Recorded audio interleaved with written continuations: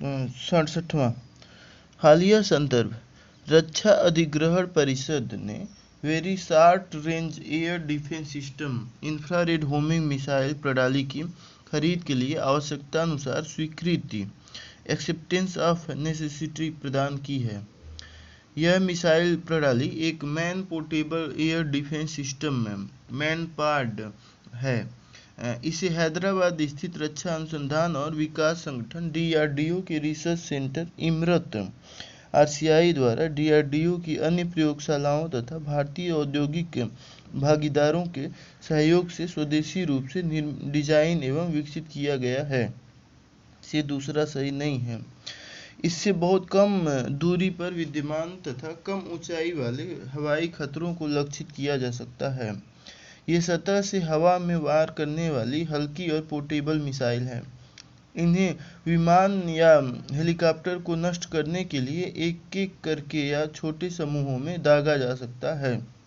यह मिसाइल एक दोहरे प्ररोध वाली ठोस मोटर द्वारा संचालित है। साथ ही इसमें एक लघुकृत प्रतिक्रिया नियंत्रण प्रणाली RCS और एकीकृत वैमानिकी सहित कई नई प्रौद्योगिकियां शामिल हैं। 102वें संशोधन अधिनियम 2018 के माध्यम से राष्ट्रीय पिछड़ा वर्ग आयोग को संविधान दर्जा प्रदान किया गया है। आयोग को संविधान का दर्जा प्रदान किया गया है। इस उद्देश्य के लिए संशोधन अधिनियम के माध्यम से संविधान में एक नया अनुच्छेद 338B जोड़ा गया।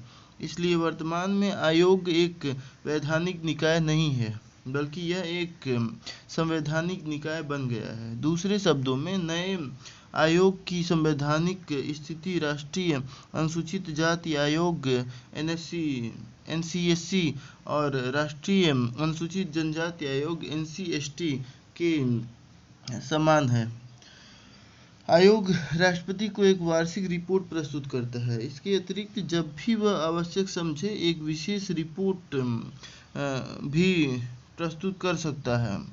राष्ट्रपति आयोग द्वारा की गई सिफारिशों पर की गई कार्यवाही की व्याख्या करने वाले एक ज्ञापन के साथ ऐसा सभी रिपोर्ट संसद के समक्ष रखता है।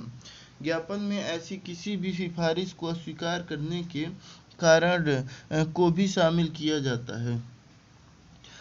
राज्यों में संवैधानिक तंत्र की विफलता के परिणाम स्वरूप भी राज्यों में आपातकाल 356 लागू किया जा सकता है। इसे लोकप्रिय रूप से राष्ट्रपति शासन के रूप में जाना जाता है। इसे राज्य आपात या संवैधानिक आपातकाल भी कहा जाता है। हालांकि संविधान में इस स्थिति के लिए आपातकाल शब्द का प्रयोग नहीं किया गया है। किसी राज्य में राष्ट्रपति शासन के प्रवर्तन के दौरान राष्ट्रपति को निम्नलिखित असाधारण शक्तियां प्राप्त हो जाती हैं। वह राज्य सरकार के सभी कार्यों या किसी कार्य अपने हाथ में ले लेता है किसी कार्य को। साथ ही उसे राज्यपाल या राज्य में किसी अन्य कार्यकारी प्राधिकारी में निहित शक्तियां प्राप्त हो जाती हैं। यह घोषणा कर सकता है कि राज्य विधायिका की शक्तियों का प्रयोग संसद द्वारा किया जाएगा। वह ऐसे सभी आवश्यक कदम उठा सकता है जिसमें राज्य के किसी भी निकाय या प्राधिकारी से संबंधित संवैधानिक प्रावधानों को निलंबित करना शामिल है। यहाँ यह बात ध्यान देने योग्य है कि राष्ट्रपति को संबंधित राज्य के उच्च न्यायालय में निहित शक्तियां प्राप्त नहीं होती हैं। यह वह उनसे संबंधित संवैधानिक प्रावधानों को निलंबित नहीं कर सकता है। दूसरे शब्दों में राष्ट्रपति शासन के दौरान भी संबंधित उच्च न्यायालय की संवैधानिक स्थिति, स्तर, शक्तियां और कार्य पूर्ववत बने रहते हैं। 70वां सोवरेन ग्रीन बॉन्ड ऐसे बॉन्ड होते हैं जिन्हें किसी संप्रभु संस्था, अंतर सरकारी समूहों या गठबंधनों और कॉरपोरेट्स द्वारा जारी किया जाता है।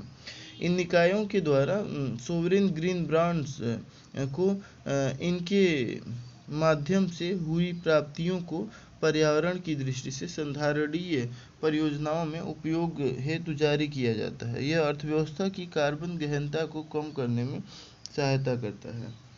SGR-BS की घोषणा केंद्रीय बजट 2022-23 में की गई थी। साथ ही नवंबर 2022 में वित्त मंत्रालय द्वारा SGR-BS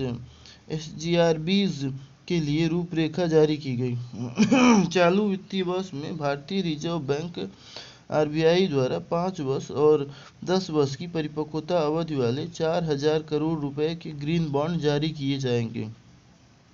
ग्रीन बॉन्ड और सरकार द्वारा जारी अन्य साधारण बॉन्ड के बीच एकमात्र अंतर यह है कि निवेशकों से जुटाई गई धनराशि का उपयोग केवल पर्यावरण के लिए संधारणीय पहलों के समर्थन हेतु किया जाता है, जैसे हरित निर्माण और अक्षय ऊर्जा। मुख्य रूप से इसका उद्देश्य पृथ्वी और इसकी संधारणीयता में योगदान करना है।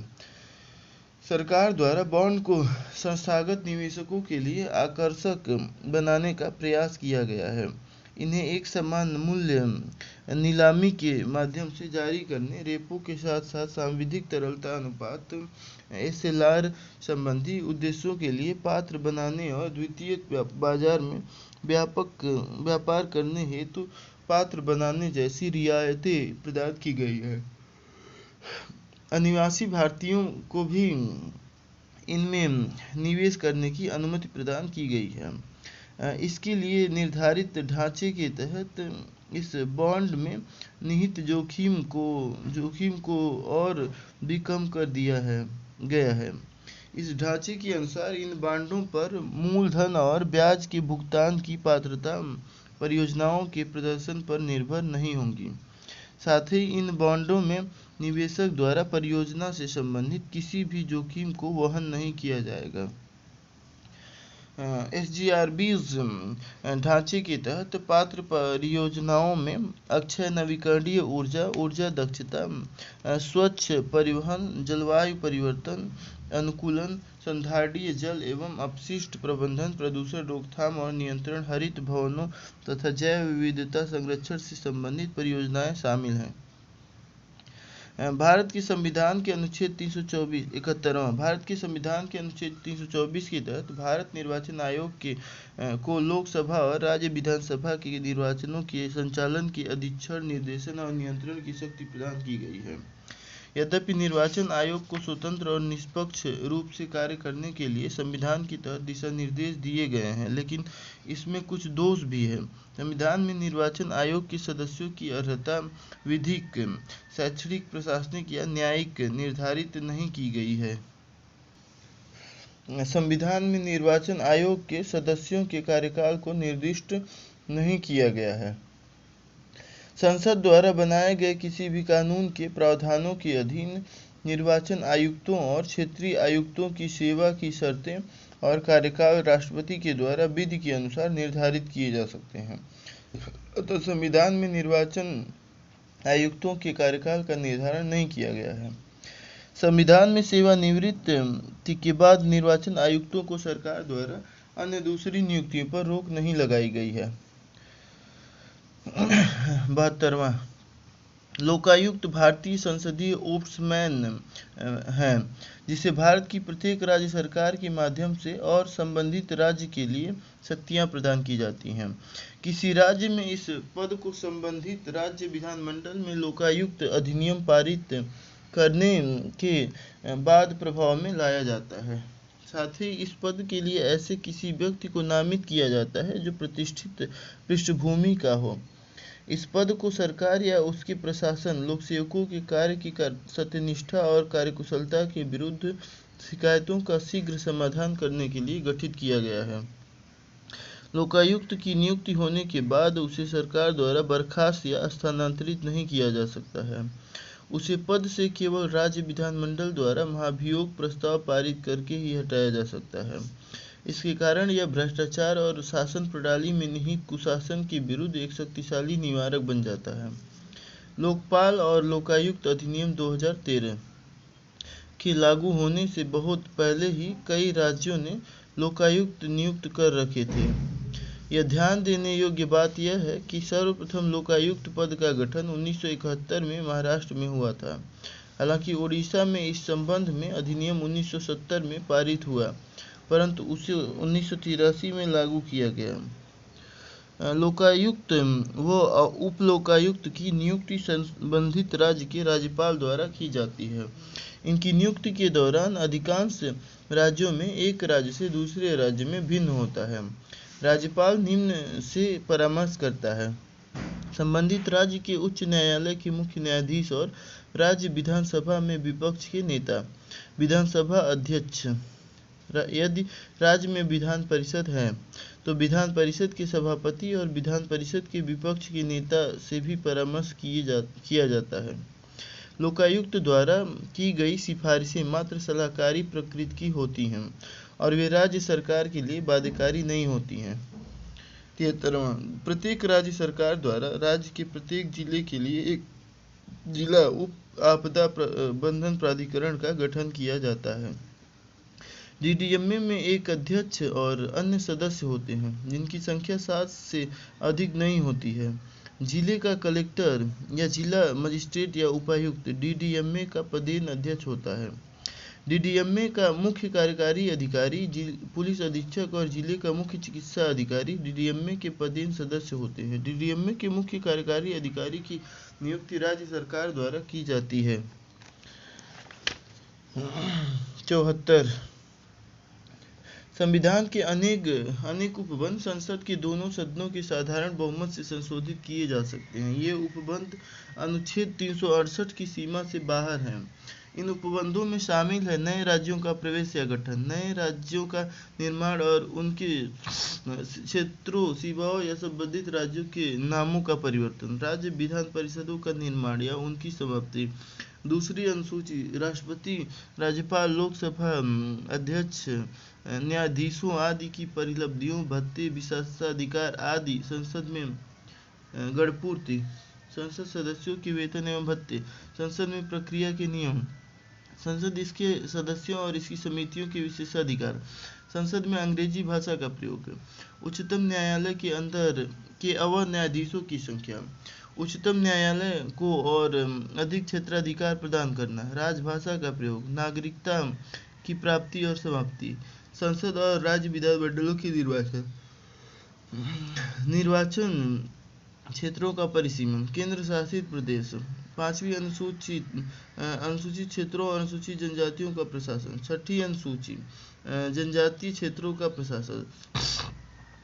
संविधान के वे उपबंध जो राज्य व्यवस्था के संघीय ढांचे से संबंधित हैं उन्हें संसद के विशेष बहुमत द्वारा संशोधित किया जा सकता है तथा इसके लिए यह भी आवश्यक है कि आधे राज्य विधानमंडलों में साधारण बहुमत के माध्यम से उनको मंजूरी मिली हो, जैसे राष्ट्रपति का निर्वाचन एवं उसकी प्रक्रिया। भारत में संविधान सभा के गठन का विचार सर्वप्रथम 1934 में एम.एन. राय ने प्रस्तुत किया था। वह भारत में साम्यवादी आंदोलन के प्रणेता भी थे। 1935 में भारतीय राष्ट्रीय कांग्रेस ने पहली बार भारत के संविधान के निर्माण के लिए आधिकारिक रूप से संविधान सभा के गठन की मांग की थी। 1938 में भारतीय राष्ट्रीय कांग्रेस की ओर से पंडित जवाहरलाल नेहरू ने घोषणा की कि स्वतंत्र भारत के संविधान का निर्माण वयस्क मताधिकार के आधार पर चुनी गई संविधान सभा द्वारा किया जाएगा और इसमें कोई बाहरी हस्तक्षेप नहीं होगा। कैबिनेट मिशन योजना द्वारा सुझाए गए प्रस्तावों के तहत नवंबर 1946 में संविधान सभा का गठन हुआ। इस योजना की विशेषताएं थी: संविधान सभा की कुल सदस्य संख्या 389 निर्धारित की गई थी। इसमें से 296 सीटें ब्रिटिश भारत और 93 सीटें देशी रियासतों को आवंटित की जानी थीं। ब्रिटिश भारत को आवंटित की गई 296 सीटों में 292 सदस्यों का चयन 11 गवर्नरों के प्रांतों और 4 का चयन मुख्य आयुक्तों के प्रांतों यानी प्रत्येक में से एक से किया जाना था। प्रत्येक प्रांत व देशी रियासतों अथवा छोटे राज्यों के मामलों में राज्यों के समूह को उनकी जनसंख्या के अनुपात में सीटें आवंटित की जानी थी। सामान्य तौर पर कहा जाए तो प्रत्येक 10 लाख की जनसंख्या पर सीट आवंटित की जानी थी। प्रत्येक ब्रिटिश प्रांत को आवंटित की गई सीटों का निर्धारण 3 प्रमुख समुदायों के बीच उनकी जनसंख्या के अनुपात में किया जाना था। ये 3 समुदाय थे: मुस्लिम, सिख और सामान्य, यानी मुस्लिम और सिख को छोड़कर। प्रत्येक समुदाय के प्रतिनिधियों का चुनाव प्रांतीय असेंबली में उस समुदाय के सदस्यों द्वारा किया जाना था और एकल संक्रमणीय मत के माध्यम से समानुपातिक प्रतिनिधित्व पद्धति से मतदान किया जाना था। देशी रियासतों के प्रतिनिधियों का चयन रियासतों के प्रमुखों द्वारा किया जाना था। इस प्रकार यह स्पष्ट है कि संविधान सभा आंशिक रूप से चुनी हुई और आंशिक रूप से नामांकित निकाय थी। इसके अलावा सदस्यों का चयन अप्रत्यक्ष रूप से प्रांतीय विधानसभाओं के सदस्यों द्वारा किया जाना था, जिनका निर्वाचन एक सीमित मताधिकार के आधार पर किया गया था। संविधान सभा के लिए निर्वाचन ब्रिटिश भारतीय प्रांतों को आवंटित 296 सीटों के लिए जुलाई अगस्त 1946 में हुआ। इस निर्वाचन में भारतीय राष्ट्रीय कांग्रेस को 208, मुस्लिम लीग को 73 और छोटे समूह व निर्दलीय सदस्यों को शेष 15 सीटें मिलीं। हालांकि देशी रियासतों को आवंटित की गई 93 सीटें भरी नहीं जा सकीं, क्योंकि उन्होंने संविधान सभा से अलग रहने का निर्णय लिया। 76वां वर्तमान 2019 में संविधान की 8वीं अनुसूची में 22 भाषाएं, मूल रूप से 14 भाषाएं वर्णित हैं। ये हैं असमिया, बंगाली, बोडो, डोगरी, गुजराती, हिंदी, कन्नड़, कश्मीरी, कोंकणी, मैथिली, मलयालम, मणिपुरी, मराठी, नेपाली, उड़िया, पंजाबी, संस्कृत, संथाली, सिंधी, तमिल, तेलुगु और उर्दू। सिंधी भाषा को 21वें संविधान संशोधन अधिनियम 1967 द्वारा, कोंकणी, मणिपुरी और नेपाली को 71वें संविधान संशोधन अधिनियम 1992 द्वारा तथा बोडो, डोगरी, मैथिली और संथाली भाषाओं को 92वें संविधान संशोधन अधिनियम 2003 द्वारा जोड़ा गया था। अंग्रेजी भाषा 8वीं अनुसूची में सूचीबद्ध नहीं है। संविधान के प्रावधानों के अनुसार 8वीं अनुसूची में उपर्युक्त क्षेत्रीय भाषाओं को वर्णित करने के पीछे 2 उद्देश्य हैं। इन भाषाओं के सदस्यों को राजभाषा आयोग में प्रतिनिधित्व दिया जाए और इन भाषाओं के रूप, शैली व भावों का प्रयोग हिंदी भाषा को समृद्ध बनाने के लिए किया जाए। 77वां लोकतंत्र 2 प्रकार का होता है, प्रत्यक्ष और अप्रत्यक्ष। प्रत्यक्ष लोकतंत्र में लोग अपनी सर्वोच्च शक्ति का प्रयोग प्रत्यक्ष रूप से करते हैं, जैसा कि स्विट्जरलैंड में होता है। प्रत्यक्ष लोकतंत्र के 4 उपकरण हैं: परिपरीक्षा, पहल, प्रत्यावर्तन या प्रत्याशी को वापस बुलाना, और जनमत संग्रह। दूसरी ओर अप्रत्यक्ष लोकतंत्र में लोगों द्वारा चुने गए प्रतिनिधि सर्वोच्च शक्ति का प्रयोग करते हैं और सरकार चलाते हुए कानूनों का निर्माण करते हैं। इस प्रकार के लोकतंत्र को प्रतिनिधि लोकतंत्र भी कहा जाता है। परिपरीक्षा या जनमत वह प्रक्रिया है जिसके जरिए सीधे मतदान द्वारा विधायी व्यवस्था निर्धारित होती है। यह पहल एक तरीका है जिसके द्वारा किसी अध्यादेश को प्रभावी बनाने के लिए विधानमंडल को कह सकते हैं। प्रत्यावर्तन ऐसा तरीका है जिसके जरिए मतदाता प्रतिनिधि को हटा सकते हैं या एक अधिकारी को कर्तव्य पालन न करने पर उसके कार्यकाल से पहले हटा सकते हैं। जनमत संग्रह द्वारा लोक महत्व के किसी मुद्दे पर लोगों की राय ली जाती है। सामान्यतः इसका प्रयोग क्षेत्रीय विवाद के निपटारे के लिए किया जाता है। 78वां अनुच्छेद 1 में वर्णित किया गया है कि इंडिया अर्थात भारत राज्यों के समूह की बजाय राज्यों का संघ होगा। यह व्यवस्था 2 बातों को स्पष्ट करती है: एक देश का नाम, दूसरी राज पद्धति का प्रकार। दूसरा, देश को संघ के रूप में वर्णित किया गया है। यद्यपि संविधान का ढांचा संघीय है, डॉक्टर भीमराव अंबेडकर के अनुसार राज्यों का संघ उक्ति को संघीय राज्य के स्थान पर महत्व देने के 2 कारण हैं। पहला, भारतीय संघ राज्यों के बीच में किसी समझौते का परिणाम नहीं है, जैसे कि अमेरिकी संघ में, तथा दूसरा, राज्यों को संघ से अलग होने का कोई अधिकार नहीं है। अनुच्छेद पहला, भारतीय क्षेत्र को 3 श्रेणियों में विभाजित किया जा सकता है: राज्यों के क्षेत्र, संघ राज्य क्षेत्र। तीसरा, ऐसे क्षेत्र जिन्हें किसी भी समय भारत सरकार द्वारा अधिग्रहित किया जा सकता है। राज्यों और संघ राज्य क्षेत्रों के नाम उनके क्षेत्र विस्तार का उल्लेख संविधान की पहली अनुसूची में किया गया है। वर्तमान में भारत में 28 राज्य और 8 संघ राज्य क्षेत्र हैं। 79वां हाल ही में केंद्रीय मंत्रिमंडल ने राष्ट्रीय हरित हाइड्रोजन मिशन के लिए 20,000 करोड़ रुपए के बजट को स्वीकृति प्रदान की है। ग्रे हाइड्रोजन हाइड्रोजन का सबसे सामान्य रूप है। इसे स्टीम रिफॉर्मिंग नामक प्रक्रिया के माध्यम से प्राकृतिक गैस या मीथेन से उत्पन्न किया जाता है। इस प्रक्रिया में मीथेन CH4 युक्त प्राकृतिक गैस का उपयोग थर्मल प्रक्रियाओं जैसे कि स्टीम मीथेन रिफॉर्मिंग और आंशिक ऑक्सीकरण के साथ हाइड्रोजन का उत्पादन करने के लिए किया जा सकता है। हाइड्रोजन का उत्पादन जीवाश्म ईंधन, परमाणु ऊर्जा, बायोमास और नवीकरणीय ऊर्जा स्रोतों सहित विभिन्न संसाधनों से किया जा सकता है। उत्पादन विधियों के आधार पर हाइड्रोजन ग्रे, ब्लू या ग्रीन और कभी-कभी पिंक, येलो या टर्काइज फिरोजा हो सकता है। ये अनिवार्य रंग कोड हैं।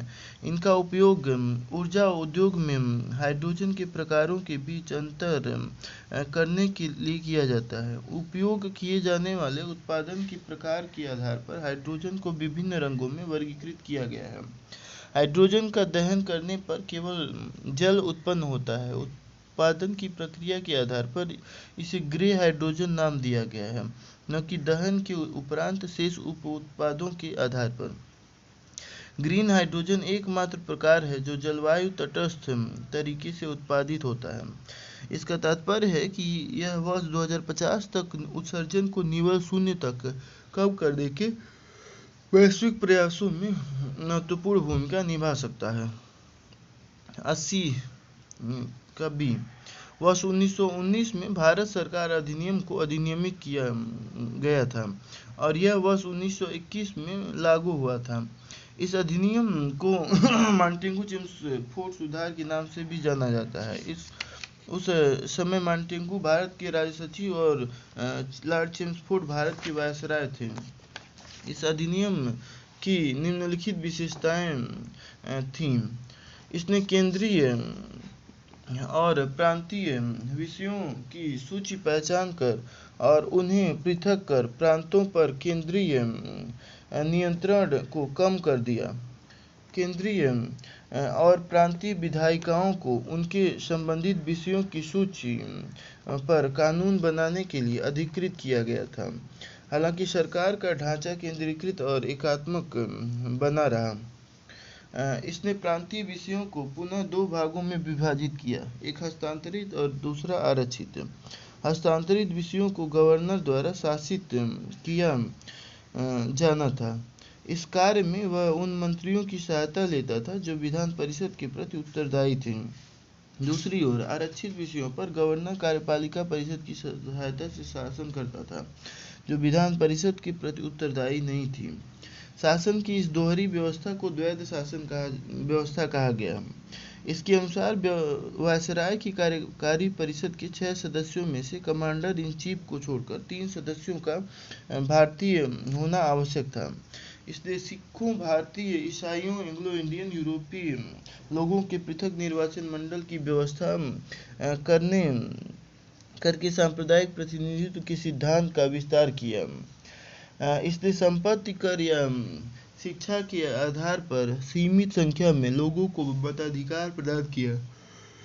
इसने लंदन में भारत के लिए एक नया पद उच्चायुक्त का सृजन किया और अब तक भारत के राज्य सचिव द्वारा किए जा रहे कुछ कार्यों को उच्चायुक्त को स्थानांतरित कर दिया गया। इसने एक लोक सेवा आयोग के गठन का प्रावधान किया। इसलिए वर्ष 1926 में सिविल सेवकों की भर्ती के लिए केंद्रीय लोक सेवा आयोग का गठन किया गया। इसने पहली बार केंद्रीय बजट को प्रांतीय बजट से पृथक कर दिया और प्रांतीय विधानसभाओं को अपना बजट स्वयं बनाने के लिए अधिकृत कर दिया।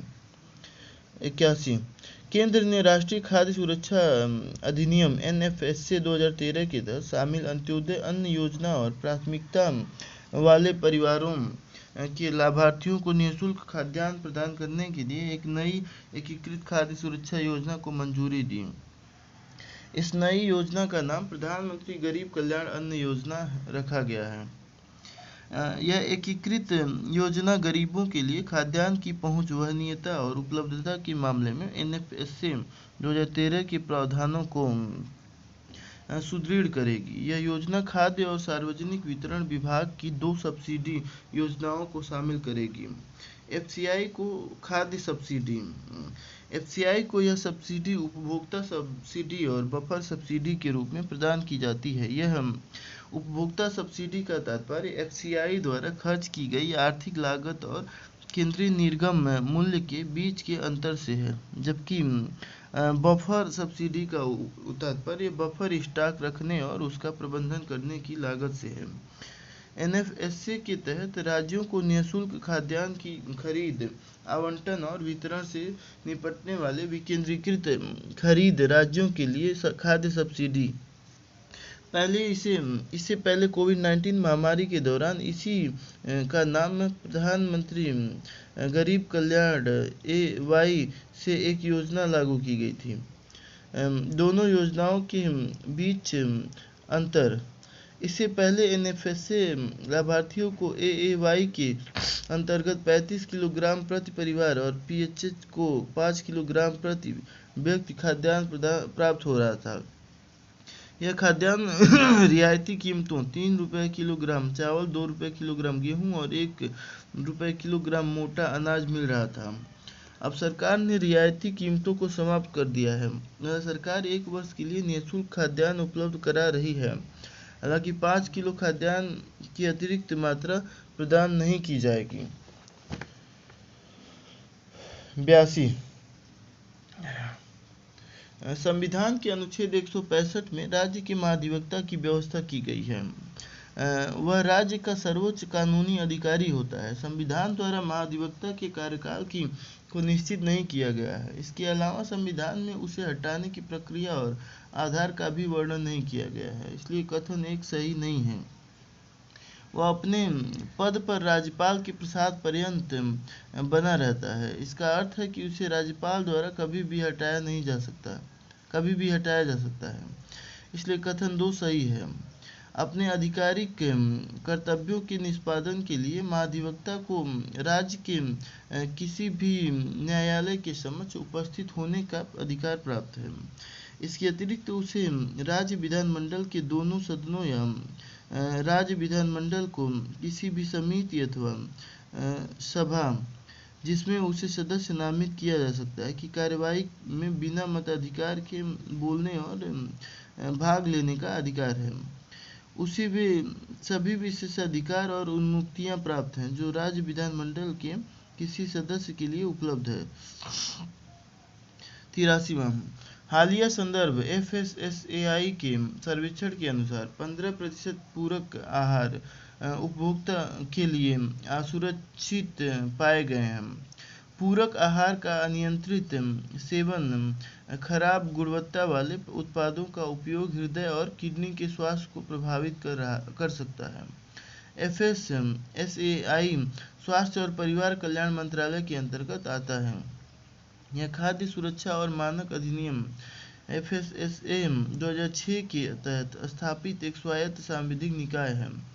FSSA 2006 विभिन्न मंत्रालयों और विभागों में खाद्य संबंधी मुद्दों को संभालने के लिए विभिन्न अधिनियमों और शासनादेशों को समेकित करता है।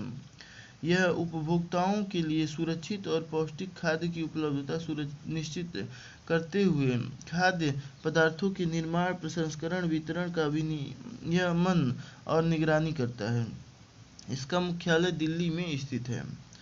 84 वामनराववाद 1981 में उच्चतम न्यायालय ने मूल संरचना के सिद्धांत को मानते हुए यह स्पष्ट किया कि यह 24 अप्रैल 1973 के बाद अधिनियमित संवैधानिक संशोधनों पर लागू होगा। वामनराव बनाम भारत संघवाद में न्यायालय ने अंततः निर्णय दिया कि 1951 का प्रथम संविधान संशोधन अधिनियम और 25वां संविधान संशोधन अधिनियम दोनों संवैधानिक है तथा संविधान की किसी भी आधारभूत या अनिवार्य विशेषता अथवा मूल संरचना को क्षति या नुकसान नहीं पहुंचाते हैं। ध्यातव्य है कि प्रथम संविधान संशोधन अधिनियम द्वारा अनुच्छेद 31A, 31B को तथा 25वें संविधान संशोधन अधिनियम द्वारा अनुच्छेद 31C को शामिल किया गया था।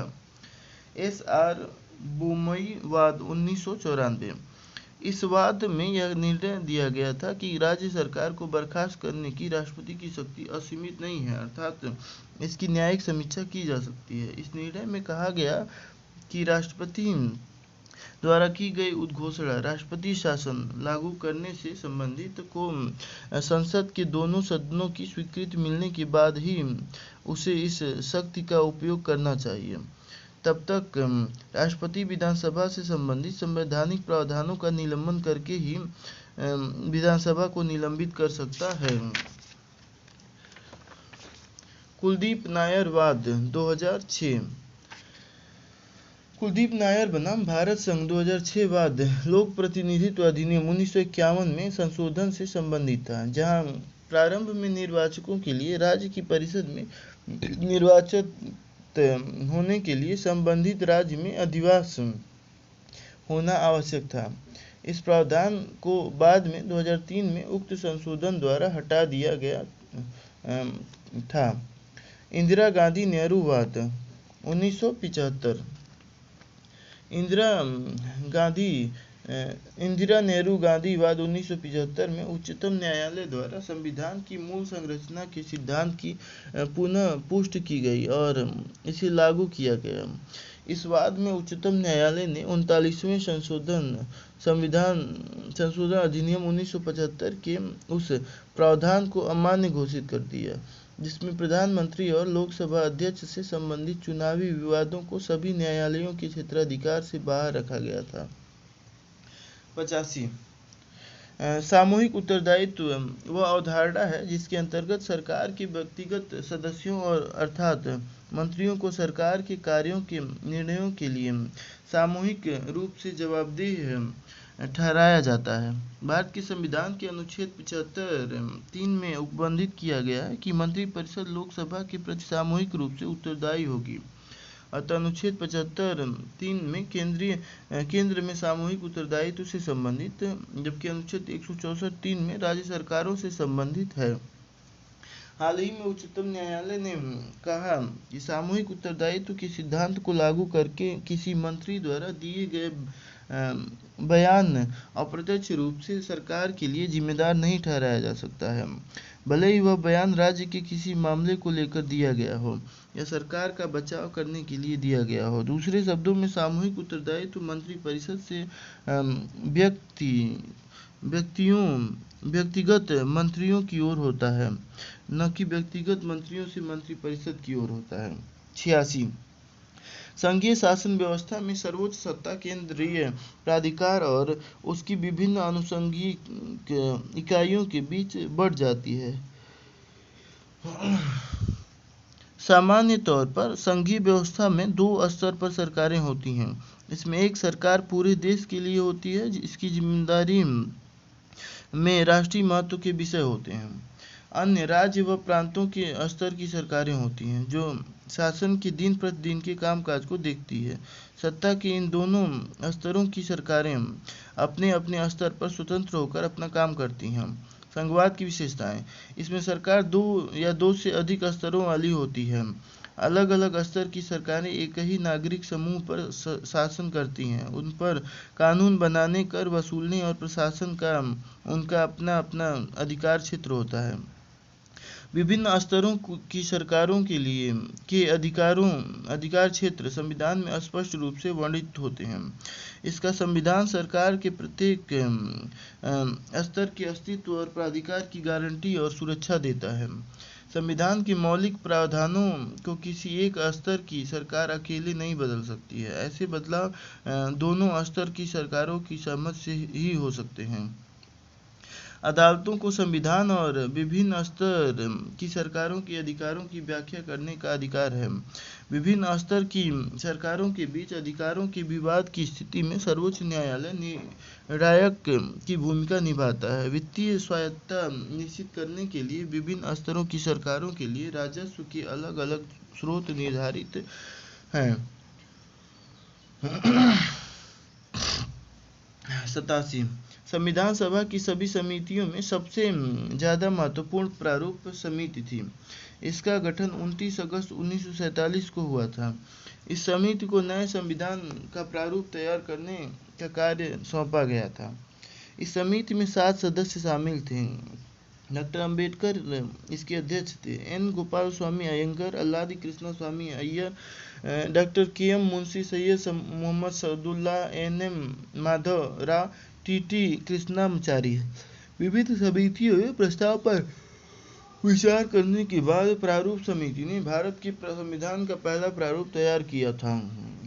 इसे फरवरी 1948 में प्रकाशित किया गया। भारत के लोगों को इस प्रारूप पर चर्चा करने और संशोधनों का प्रस्ताव देने के लिए 8 महीनों का समय दिया गया था। हालिया संदर्भ। केंद्र सरकार ने सूचित किया है कि अब तक देश के 6 लाख से अधिक गांवों में लगभग 35% गांवों की भू संपत्ति मानचित्रों को डिजिटल इंडिया भूमि अभिलेख आधुनिकीकरण कार्यक्रम के तहत भू संदर्भित किया गया है। भू संपत्ति मानचित्र भूमि अभिलेखों का एक डिजिटल रूप है। यह भूखंडों के अलग अलग हिस्सों की समस्त सीमाओं को उनकी लंबाई, क्षेत्रफल और दिशा के आधार पर प्रदर्शित करता है। डील आरएमपी को ग्रामीण विकास मंत्रालय के तहत भूमि संसाधन विभाग द्वारा कार्यान्वित किया जाता रहा है। यह एक केंद्रीय क्षेत्र की योजना है। इस योजना को अपने मूल लक्ष्यों को पूरा करने के साथ साथ कई नई योजनाओं के साथ अपने दायरे का विस्तार करने हेतु 2023-24 तक बढ़ाया गया है। इसके 3 प्रमुख घटक हैं: भूमि अभिलेखों का कंप्यूटरीकरण, सर्वेक्षण, पुनः सर्वेक्षण, पंजीकरण का कंप्यूटरीकरण करना।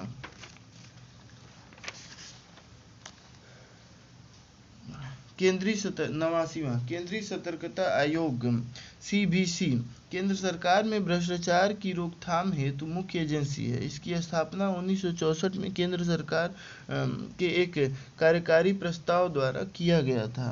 भ्रष्टाचार की रोकथाम हेतु गठित संस्थान समिति द्वारा 1962-64 इसकी स्थापना की सिफारिश की गई थी।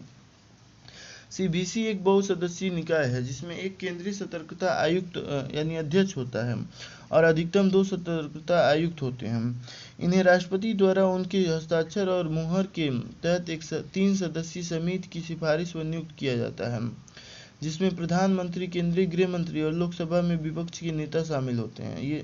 वे 4 वर्ष की अवधि के लिए या 65 वर्ष की आयु प्राप्त करने तक जो भी पहले हो पद धारण करते हैं। अपने कार्यकाल के बाद वे केंद्र या राज्य सरकार के तहत आगे किसी भी पद के लिए अर्हक नहीं होते हैं। केंद्रीय सतर्कता आयुक्त के वेतन, भत्ते और सेवा की अन्य शर्तें यूपीएससी के अध्यक्ष के समान होती हैं और सतर्कता आयुक्त के वेतन, भत्ते और सेवा की अन्य शर्तें यूपीएससी के सदस्य के समान होती हैं, लेकिन इनकी नियुक्ति के बाद इनमें कमी या बदलाव नहीं किया जा सकता है।